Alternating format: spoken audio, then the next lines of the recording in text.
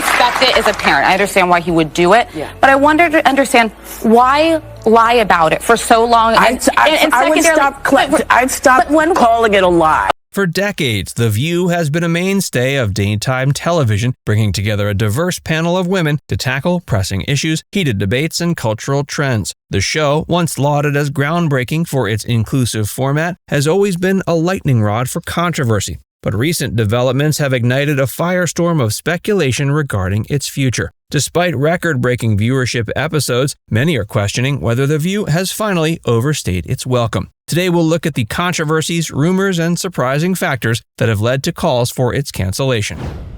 The origins and evolution of The View. Hi, I'm Joy Behar, one of the co-hosts of The View with Barbara Walters. I'm a comedian. This show is finally my opportunity to be taken seriously. That's not a joke.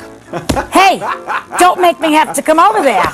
When The View debuted in 1997, it was lauded as a groundbreaking concept. Barbara Walters, a trailblazer in broadcast journalism, sought to create a platform where women from diverse backgrounds and life experiences could come together to discuss a wide array of hot topics. These ranged from current events and politics to lighter cultural trends, all presented in an environment that felt both professional and relatable. The show quickly gained a reputation for its lively discussions and its willingness to tackle issues that other daytime programs shied away from. Walter's vision was a space where multiple viewpoints could coexist, fostering dialogue that was as informative as it was entertaining. Over the years, the show evolved significantly, drawing some of the most prominent names in television to its panel. Icons like Whoopi Goldberg and Joy Behar became fixtures on the show, adding their unique voices to the discussions. Meghan McCain, known for her outspoken demeanor and conservative viewpoints, further underscored the diversity of opinion that The View aimed to represent. The interplay of personalities, sometimes harmonious, often combative, turned the program into a cultural phenomenon. It became a platform where significant societal issues were debated in real time, often sparking national conversations. But the very format that made The View successful also became its greatest challenge. The diversity of opinions, while a strength, often led to explosive disagreements among the hosts.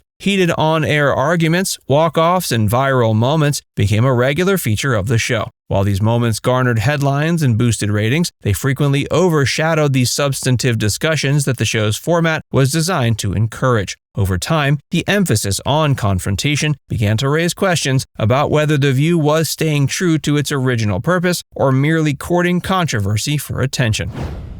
The political divide and its impact. He placed someone with deep ties to the chemical industry in charge of the EPA's Chemical Safety Office. That's who you voted for in that district. Donald Trump, who reduces all safety. In recent years, The View has leaned heavily into political discourse, particularly during contentious election cycles. What was once a space for diverse opinions began to appear increasingly polarized. Panelists openly clashed over issues like Donald Trump's presidency, the role of systemic racism and sexism in elections, and divisive social policies. This shift, while reflective of the broader societal divides in America, alienated portions of the audience who felt the show was no longer presenting a balanced spectrum of viewpoints. Critics like Piers Morgan have been particularly vocal in their condemnation of the show's political focus. In a scathing op-ed for the New York Post, Morgan accused The View of becoming a one-sided platform that has abandoned its commitment to diversity of thought. He argued the program has devolved into an irrelevant parody of itself, citing examples such as panelist Sunny Hostin attributing Vice President Kamala Harris's election loss to cultural resentment and Joy Behar's unabashed frustration over Trump's re-election. These moments, while compelling to some, have fueled the perception that The View has strayed far from its original mission of fostering open and balanced dialogue. Ratings versus relevance. I will say this, and I think it'll surprise people. The fact that his bond... Hold on, sir. What's I have to stop you with the camera because I can see you.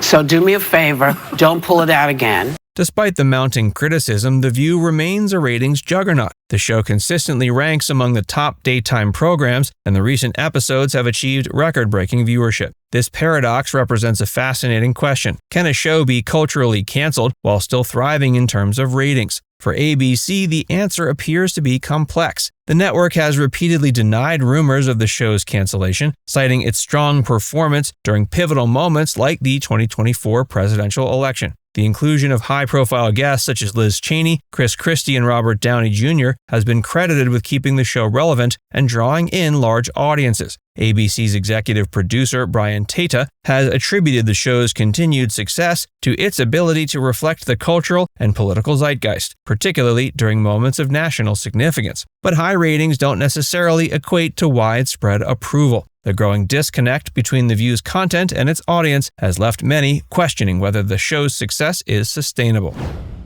Social media's role in the backlash. Did you know that nearly 40% of young Americans get their news from social media influencers? In today's digital landscape, public opinion is shaped as much by viral moments as by traditional media coverage, and The View has not been immune to this phenomenon. Clips from the show often go viral on platforms like Twitter, TikTok, and YouTube, sparking heated debates and amplifying the backlash against the program. While this visibility has undoubtedly kept The View in the cultural conversation, it's also magnified its most contentious moments. Critics argue that social media highlights the worst aspects of the show, often taking moments out of context to fuel outrage. Episodes where panelists clash over sensitive issues like sexism in politics or controversial education policies are frequently clipped and shared with little regard for the broader discussion. This selective amplification creates a distorted narrative, portraying the show as more combative and biased than it actually may be. ABC has attempted to counter this narrative by framing these moments as evidence of the show's commitment to presenting diverse opinions. But this defense often rings hollow in the face of relentless online scrutiny. Social media users, unbound by journalistic standards, are quick to call out perceived hypocrisy or bias. This further erodes the show's credibility. The final straw.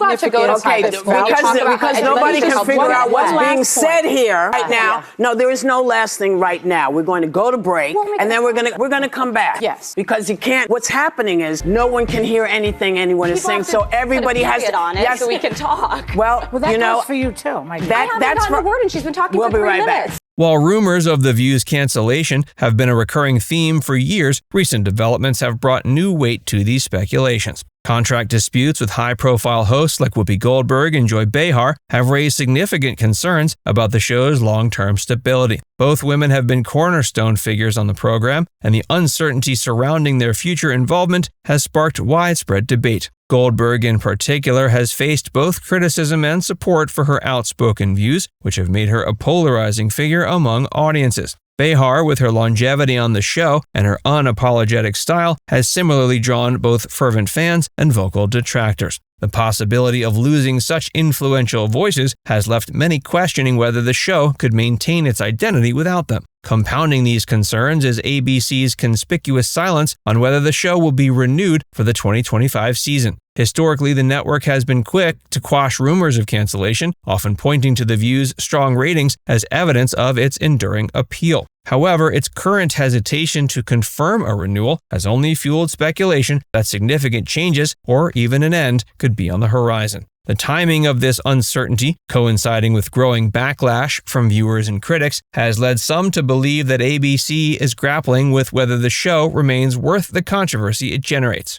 For many, the tipping point in the ongoing saga is the widening disconnect between the panel and its audience. Comments from the hosts, particularly those seen as elitist or dismissive of opposing views, have alienated significant portions of the viewership. Critics argue The View, once a platform that celebrated the exchange of diverse perspectives, now caters to a narrower demographic aligned with the personal ideologies of its hosts. Now it's time to hear from you. Do you think The View still has a place in today's media landscape, or has it lost its relevance? Let us know your thoughts in the comments section below.